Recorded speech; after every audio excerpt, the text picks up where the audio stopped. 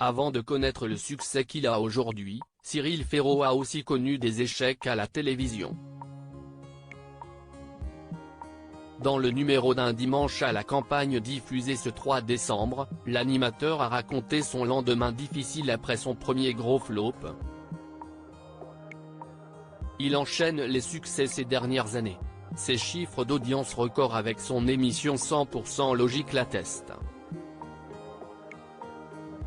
Mais, avant de devenir l'animateur important qu'il est, Cyril Ferraud a aussi connu son lot d'échecs à la télévision.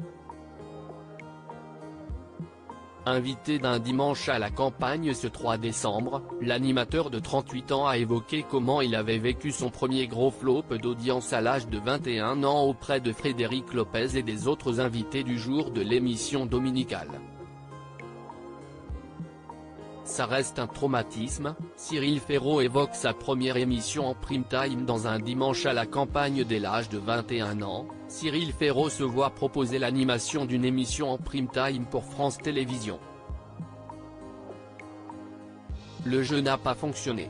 Je ne l'ai pas digéré, ça reste un traumatisme, admet-il plus de 15 ans après. Je me vois encore à 9h ouvrir les résultats d'audience et ne sortir de mon lit qu'à 18h, précise-t-il, encore marqué par cet événement. Très vite, celui qui était un jeune animateur se fait une tonne de mauvaises idées. Je me dis que si je sors dans la rue, les gens vont me regarder et se dire que je suis nul, continue-t-il. Le cercle vicieux continue puisqu'il lit certains commentaires sur internet qui incriminent son âge et le choix de lui avoir confié les manettes de cette émission. Tu comprends tout de suite que tout peut s'arrêter du jour au lendemain, Cyril Ferraud dévoile son appréhension à Frédéric Lopez au cours du numéro. Cyril Ferraud a aussi fait une critique lucide du métier d'animateur.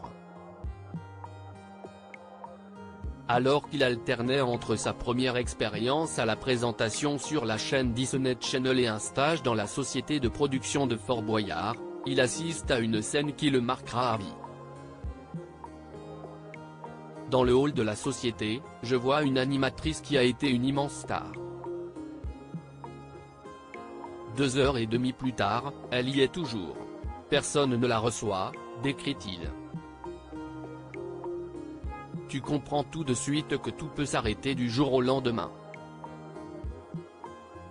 Tu peux surtout comprendre que du jour au lendemain, on peut ne plus du tout s'intéresser à toi, continue-t-il, conscient que ça pourrait aussi lui arriver. Je suis incapable de vous dire comment je réagirais si un jour ça s'arrête, a-t-il conclu son récit, le lendemain au petit déjeuner.